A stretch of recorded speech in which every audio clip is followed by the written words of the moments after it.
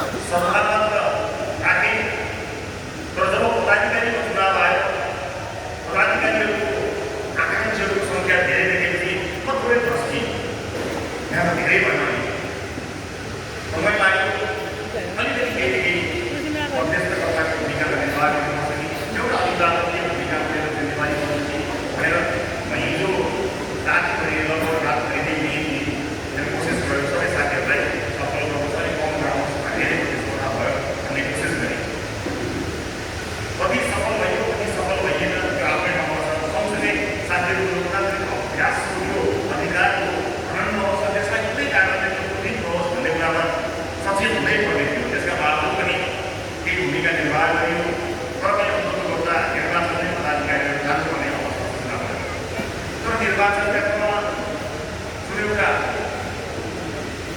उच्च सुझबुझका साथ साथीहरूले प्रतिस्पर्धा गर्नुभयो, जुन एउटा राजनीतिक चरित्रका साथ उहाँले प्रतिस्पर्धा गर्नुभयो, मलाई लाग्छ अब यो हलबाट निस्किसकेपछि हामी जसरी हिजोको सौहार्दताको एउटा उचाइमा उभिएका थियौँ, हाम्रो सौहार्दता, हाम्रो मित्रताको उचाइ निकै माथि हुनेछ। हामी निकै उच्च सौहार्दता अगाडि बढ्नेछौँ। जितहार यो क्षणिक कुरा हो, तर मलाई भन्नुहुन्छ भने यहाँ कसले आयो, जसले जित्यो, भट्टी बहारले नै जित्यो, निलो युद्धले नै जित्यो, त्यस कारणले चिनीको राष्ट्रवादले जितेको छ, कसैले आएको छैन। थोरै अलिकति प्रतिस्पर्धा गर्दा हामीलाई कहीँ कतै अलिकति मनमा थोरै असफलता त हुन्छ होला, तर त्यसबाट अब माथि उठ्नुपर्नेछ। किनभने पार्टीमा यति धेरै जिम्मेवारीहरू छन् कि त्यो जिम्मेवारीहरू पुरा गर्नको निमित्त अब यो हलबाट बाहिर निस्किएपछि हामी निकै अगाडि छोड्नु परेको छ। राष्ट्रिय राजनीतिका केही कुराहरू बनाएर दिन चाहन्छु, दिन हुन्छ यति धेरै काम दिन्छौँ। यहाँ प्रेरणाका साथ यहाँ सहभागी भयो साथीहरू, पार्टीका दस्तावेजहरू, पार्टीको नीति, पार्टीको विचार, पार्टीको सिद्धान्त, पार्टीको आदर्श, पार्टीका विषयलाई लिएर उठेका सम्पूर्ण विषयहरूलाई राष्ट्रिय महाधिवेशनले हामीमाथि विचार दिने, सिद्धान्त दिने जस्ता सङ्गीन आरोपहरू थिए, ती राजनीतिक आरोपहरू पूर्ण रूपमा यो ऐतिहासिक महाधिवेशनले खारेज गरेको कुरा म यहाँलाई निवेदन गर्न चाहन्छु। त यस अगाडिका हाम्रा दस्तावेजहरूले पनि हाम्रो वैचारिक, हाम्रो राजनैतिक सिद्धान्त, हाम्रो सिद्धान्त, हाम्रो आदर्श, हाम्रो मूल्य मान्यता स्पष्ट रूपमा लेखिएको थियो। तर हिजोका सरकारलाई हामीमाथि प्रतिशोध शास्त्रीय प्रतिशोध भएर हाम्रो डकुमेन्टहरू कहिले पढ्न पाएन। यो होइन कि हामीसँग थिएन कि अब बल्ल ती पढेर थाले र तिनको अलिकति विस्तृत रूप हामीले राखेका छौँ। म सबैजनालाई विश्वस्त हुनको निम्ति अनुरोध गर्न चाहन्छु।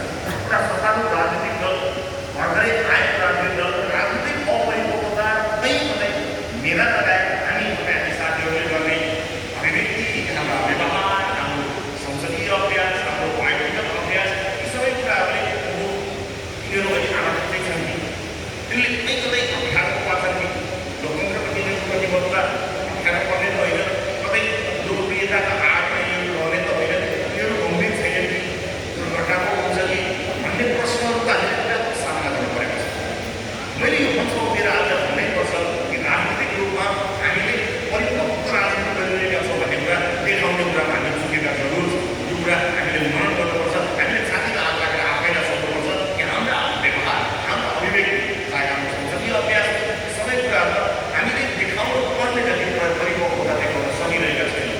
यो कुरा पक्का हो, तर हाम्रो नियत, हाम्रो देशभक्ति, हाम्रो राष्ट्रभक्तिमा किञ्चित शङ्का नगर्नु होला। कसैलाई शङ्का नगर्नु निर्धन गर्नु लागि अनुरोध गर्न चाहन्छु।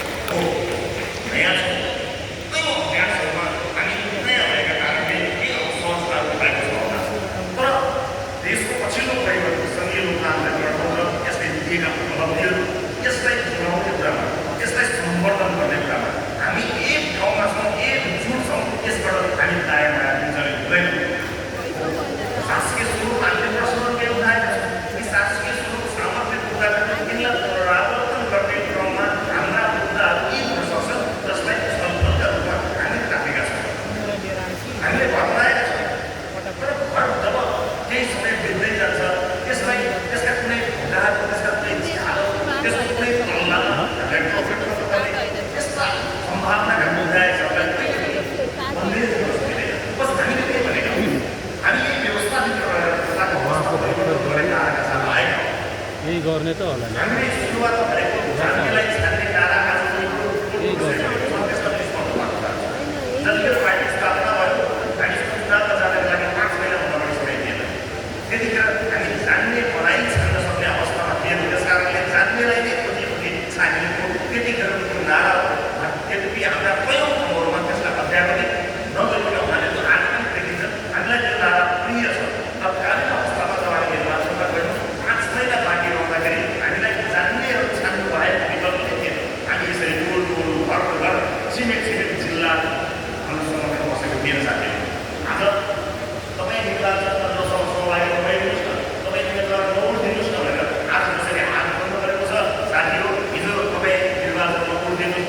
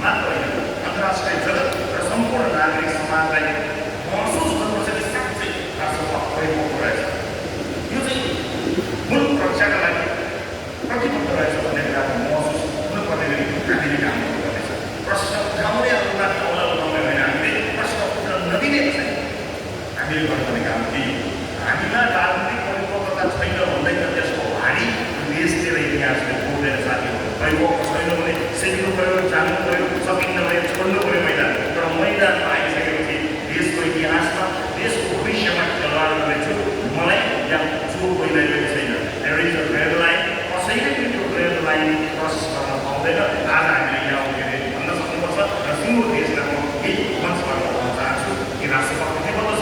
हामी हेरिरहेका छौँ पार्टी एक कुरामा प्रतिबद्ध छ। सरकार जिम्मेवार ढङ्गले अगाडि बढिरहेको छ।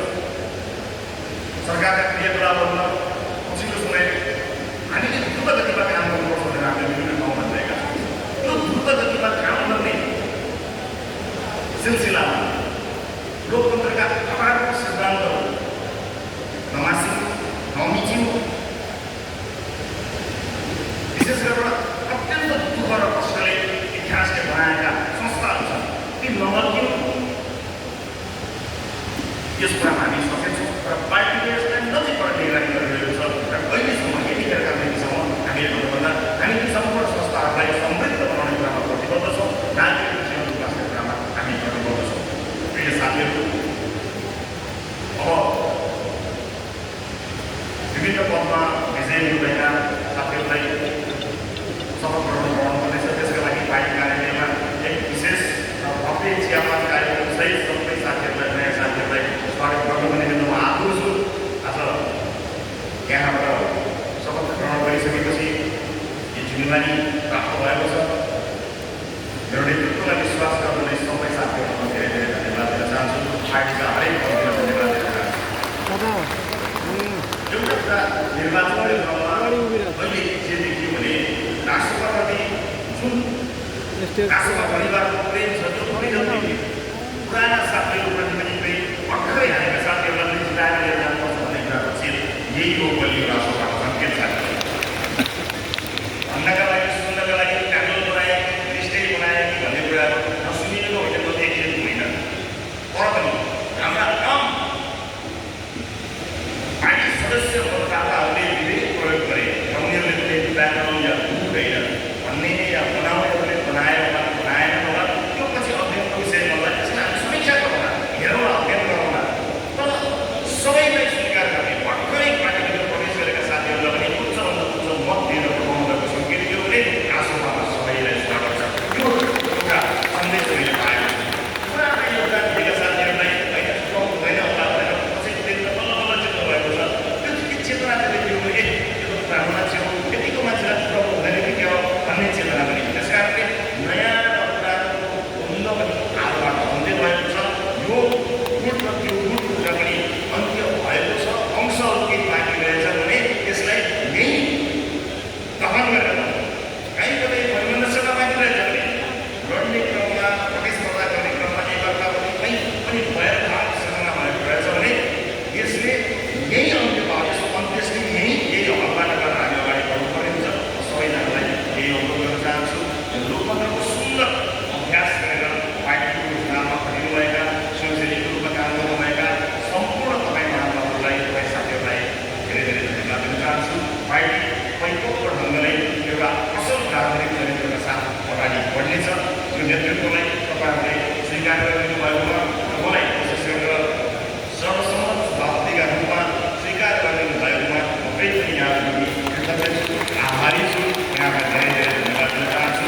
हस्, म सञ्चारका मित्रहरूलाई कतिपय लाग्छ होला, यो सञ्चार माध्यमबाट टाढा चाहिँ अब यो न्युजमा पनि आउँदैन, स्टुडियोतिर पनि छिर्दैन, केही कुरा पनि गर्दैन, यो प्रोसेसमा भाग्छ कि भन्ने लागेको होला। त्यसो होइन। म तपाईँलाई भन्न चाहन्छु कि जिम्मेवारी यति धेरै छ कि अहिले यी अन्य दरवाजा लगाएका कुराहरूमा सहभागी हुँदा धेरै समय जान्छ। त्यसको व्यवस्थापनमा मलाई चुनौती छ। यद्यपि अगाडि देखिनुभएका रिपोर्टरहरू साथीहरू, सञ्चारकर्मी साथीहरू फिल्डमा पठाएको हुन्छ। मैले एउटा नयाँ पुरानो केही नभनी देखिएका सबै साथीहरूको मिठा सबै प्रश्नहरू त्यहाँसम्म जवाब दिँदै पनि आएको छु। म त्यसको निरन्तरता पनि गर्नेछु र सञ्चारकर्मी साथीहरूलाई यही भन्न चाहन्छु कि मलाई केही समय यहाँहरूले दिनुहोला। म अलिकति पार्टीलाई सुव्यवस्थित र सुसङ्गठित ढङ्गले अगाडि ल्याएका छु र संस्थापक सभापति भएका हुनाले मेरा केही जिम्मेवारीहरू छन्। देशले आशा र भरोसा गरेको हुनाले पनि त्यो आशा र भरोसा नटुटोस् भन्नका लागि मैले धेरै मेहनत गर्नुपर्ने हुन्छ। यसभन्दा अगाडि मलाई नै अपरिपक्वताको आरोप लाग्यो, तर परिस्थितिले मलाई अपरिपक्व हुन छुट दिएको छैन। बढी जिम्मेवार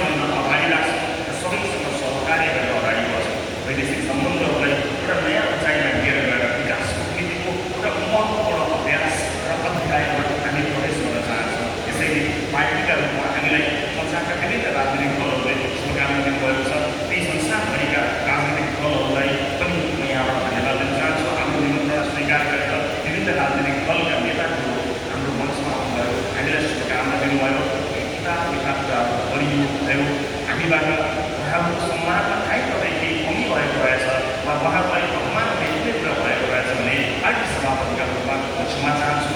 यहाँलाई साथीहरू व्यवस्थापनका क्रममा तपाईँहरूको पैसा सक्यो होला, 3 दिनका लागि भएर आएको 5-6 दिन बस्नुपर्दा आर्थिक रूपले तपाईँहरूलाई कति धेरै अप्ठ्यारो पऱ्यो होला।